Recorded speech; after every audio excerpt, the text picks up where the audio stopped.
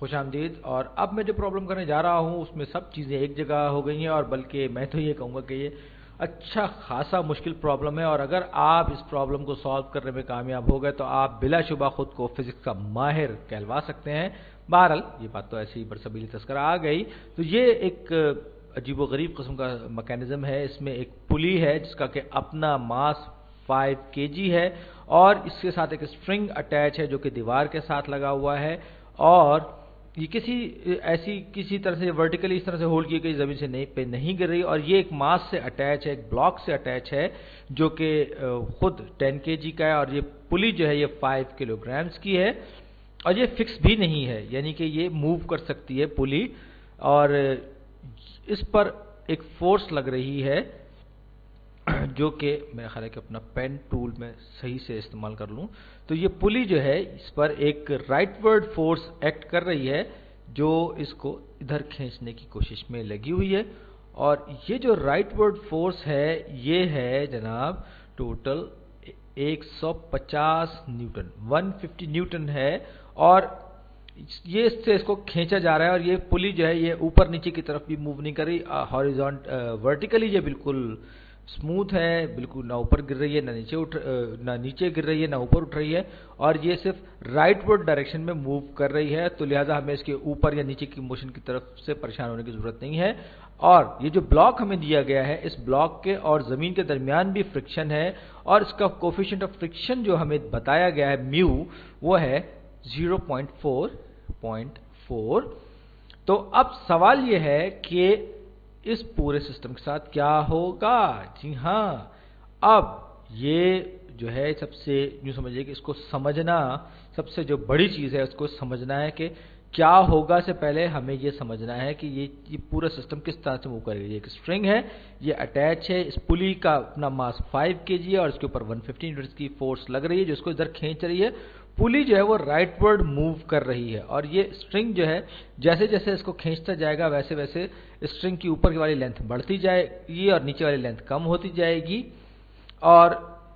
ये जो 10 किलोग्राम का जो मास है वो इस पुली के करीब होता जाएगा, यानी कि इस पुली के और इस 10 kg का जो मास है इनके दरमियान जो डिस्टेंस है वो कम होता जाएगा। लिहाजा हम ये कह सकते हैं कि जितनी भी वेलोसिटी से ये मूव कर रहा है, राइटवर्ड पुली मूव कर रही है, उससे दुगनी वेलोसिटी से ये ब्लॉक मूव कर रहा है, क्योंकि जब भी हम इसको खींचेंगे, अगर ये 1 इंच इस तरफ खींचेंगे तो यहाँ पर इसके दरमियान जो है ये इसकी लेंथ में 1 इंच इजाफा होगा, इसमें एक लेंथ की कमी होगी, 1 इंच की कमी होगी, और ये ब्लॉक जैसे 1 इंच मजीद करीब आ जाएगा तो इसका मतलब ये होगा कि ये ब्लॉक जो दुगना फासला तय करेगा, यानी 2 इंच का फासला तय करेगा। ये एक थोड़ा सा इंट्यूटिव पॉइंट है, एक रैशनल पॉइंट है लॉजिक को एस्टैब्लिश करने के लिए, यानी कि इसकी जो वेलोसिटी जो है, ब्लॉक की वेलोसिटी पुली के मुकाबले में डबल होगी, और या एक्सेलरेशन जो इस ब्लॉक का है वो इस पुली के मुकाबले में डबल होगा, या पुली की जो वेलोसिटी है वो ब्लॉक से हाफ होगी, या एक्सेलरेशन जो है वो ब्लॉक से हाफ होगा। आप दोनों बातों को इसी तरह से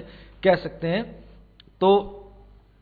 अब ये जो है, ये इतना सब कुछ बताने के बाद अब हम इसको खींच रहे हैं, ये एक रस्सी या एक स्ट्रिंग बंधी हुई है, ये छोटी होती जाएगी और ये पुली जो है इसके करीब होती चली जाएगी, और ये अगर हम ये पुली जो है आगे इस राइटवर्ड 1 इंच मूव करेगी तो ये जो ब्लॉक है ये 2 इंच मूव करेगा। और इन सब बातों को सामने रखते हुए, जहन में रखते हुए हमें इस प्रॉब्लम को सॉल्व करना है। तो अब जो प्रॉब्लम है इसके लिए हमें सबसे पहले मालूम करना है कि इस पूरे सिस्टम पर कौन कौन सी फोर्सेस एक्ट कर रही हैं। सबसे पहले तो फोर्स ऑफ फ्रिक्शन है जो कि इस ब्लॉक की मूवमेंट के खिलाफ इस डायरेक्शन में, लेफ्टवर्ड डायरेक्शन में मूव कर रही है, जो कि फोर्स ऑफ फ्रिक्शन है। इसको ब्लॉक को रोकने की कोशिश कर रही है, बैकवर्ड डायरेक्शन में है, ये इस तरफ है ये फोर्स ऑफ फ्रिक्शन। और फोर्स ऑफ फ्रिक्शन क्या होती है? वो होती है ये जो इसके खिलाफ ये जो नॉर्मल है वो फोर्स ऑफ फ्रिक्शन के साथ ये डाउनवर्ड फोर्स है, उसके अगेंस्ट नॉर्मल फोर्स है। तो हमें पता है कि फोर्स ऑफ फ्रिक्शन जो होती है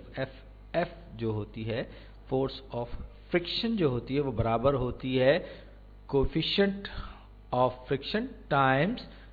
नॉर्मल फोर्स। नॉर्मल फोर्स जो है वो क्या है? अगर ये 10 kg है और 9.8 मीटर्स पर सेकंड स्क्वायर से ग्रेविटेशनल फोर्स इस पे एक्ट कर रही है, तो ये हो जाएगा 98।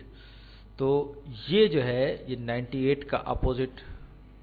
फोर्स होगी, ये वो नॉर्मल फोर्स है। मैं कुछ स्टेप्स को स्किप कर रहा हूं क्योंकि आप वो पिछली वीडियोस में देख चुके हैं, उनको बार बार दोहराने की जरूरत नहीं है। तो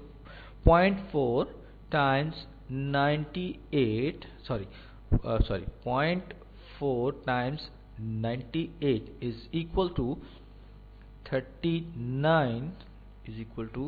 39.2 न्यूटन। यानी ये फोर्स ऑफ फ्रिक्शन है जो कि इस ब्लॉक पर एक्ट कर रही है, इसको राइट पर जाने से रोकने की कोशिश कर रही है। ये फ्रिक्शन की फोर्स है और उसी के नतीजे में लेकिन साथ ही साथ इस वायर पर जो कि बंधी है, इस पर एक टेंशन भी है जो कि इसको इस तरफ खींचने की कोशिश कर रहा है। और ये टेंशन, इसको मैंने कहा कि T, और जो नेट फोर्सेस जो इस ब्लॉक पर एक्ट कर रही हैं वो क्या होंगी, वो होगी टेंशन जो कि इस वायर में है। ये इस वायर में जो टेंशन है इसको हमने T कहा है। और ये मैं इसको स्ट्रिंग पे ही बना देता हूं ताकि आपको अंदाजा हो जाए कि ये वो टेंशन है जो कि स्ट्रिंग पर है। Tension minus force of friction जो कि मेरे पास है 39.2 इज इक्वल टू ये इस ऑब्जेक्ट पर जो फोर्स राइटवर्ड एक्ट कर रही है उसके बराबर होगा, यानी कि नेट फोर्स। इस सूरत में नेट फोर्स जाहिर बात है जीरो नहीं होगी और ये राइटवर्ड एक्सेलरेट कर रहा होगा, सीधे हाथ की तरफ एक्सेलरेशन इसमें हो रहा होगा, जो कि न्यूटन के सेकंड लॉ के मुताबिक force is equal to mass times acceleration. तो इस बॉडी का जो मास है वो 10 kg है और इस पर जो फोर्स एक्ट कर रही है, वो जो फोर्स इस पर एक्ट कर रही है वो है ये एक्सेलरेशन जो है इसका अभी हमें नहीं मालूम, क्योंकि फोर्स जो होती है मास टाइम्स एक्सेलरेशन, मास अभी हमें मालूम है, एक्सेलरेशन अभी हमें नहीं मालूम। तो मैं इस एक्सप्रेशन को ये बॉक्स के अंदर मैं कर देता हूं, ये जनाब। तो अब मैं जरा पुली की तरफ आ जाता हूं जो बड़ा दिलचस्प है, और इस पुली के ऊपर 150 न्यूटन्स की फोर्स लग रही है जो कि राइटवर्ड डायरेक्शन में है, और पुली के ऊपर जो लेफ्टवर्ड डायरेक्शन में फोर्स लग रही है वो टेंशन की है, लेकिन टेंशन ऊपर भी है और टेंशन नीचे भी है, यानी इसको दो तरफ से स्ट्रिंग में टेंशन का सामना है। लिहाजा इसके ऊपर जो फोर्स बैकवर्ड लग रही है वो अपोजिट डायरेक्शन में डबल टेंशन है, या यूं कहें कि 2 times the tension in one string है। यानी एक स्ट्रिंग में जितना ये इस तरफ जितना टेंशन है ये T1 है, उतना ही टेंशन यहां पर भी है, क्योंकि टेंशन पूरी स्ट्रिंग में, पूरी रोप में, पूरी रस्सी में एक ही होगा, लेकिन जब यहां पर भी एक्ट कर रहा होगा जो कि ब्लॉक से अटैच होने की वजह से अटैच कर रहा होगा, और दूसरा दीवार से जो ये इसका सिरा लगा हुआ है रस्सी का, उसके साथ भी अटैच कर रहा होगा, तो लिहाजा ये जो टेंशन इस पर एक्ट कर रहा होगा ये दुगना होगा। यानी कि अगर ये T है तो वो 2T होगा जो कि इस पुली के ऊपर एक्ट कर, याद रखिए इस पुली के ऊपर एक्ट कर रहा होगा। तो इसके ऊपर जो नेट फोर्सेस एक्ट कर रही है वो कौन कौन सी है, 150 न्यूटन से इसको राइटवर्ड खींचा जा रहा है, और उसके अगेंस्ट जो फोर्स इस पर एक्ट कर रही है वो टेंशन के जो कि 2T के बराबर है, और ये बराबर है मास टाइम्स एक्सेलरेशन। इसका मास जो है वो है 5 kg, इसको मैं यूनिट्स अभी नहीं लिख रहा हूं, 5, और ये इसमें एक्सेलरेशन, ये इसका एक्सेलरेशन, और इसको मैं एक्सेलरेशन ऑफ द पुली कह देता हूं, और इसको मैं एक्सेलरेशन इन दी ब्लॉक यानी कि ब्लॉक का एक्सेलरेशन कह सकता हूं। अब तक हमने इस प्रॉब्लम में जो कुछ भी मालूम किया ये मैं आपको लिख देता हूं कि पुली का जो एक्सेलरेशन है वो आधा है ब्लॉक के एक्सेलरेशन के, जबकि ब्लॉक का एक्सेलरेशन जो है वो डबल है पुली के एक्सेलरेशन के। ये बड़ा एक इंपॉर्टेंट पॉइंट है जिसे मुझे पहले लिख देना चाहिए था। बहरहाल लॉजिक वही है कि ये नीचे से जो है ये जब पुली को खींचा जाएगा तो ये स्ट्रिंग जो है ये नीचे वाला कम होगा, ऊपर वाला बढ़ेगा, तो ये बराबर हो जाएगा, ये कम हो जाएगा, इसका फासला कम हो जाएगा, तो इसमें जो एक्सेलरेशन है वो डबल हो जाएगा ब्लॉक में, या पुली का एक्सेलरेशन आधा होगा। तो ये 150 minus 2T is equal to 5 times, अब मैं पुली के एक्सेलरेशन की जगह ब्लॉक का एक्सेलरेशन लिखता हूं, सॉरी मैं ब्लॉक के एक्सेलरेशन की जगह पुली का एक्सेलरेशन लिखता हूं, ये 5 टाइम्स 1/2B।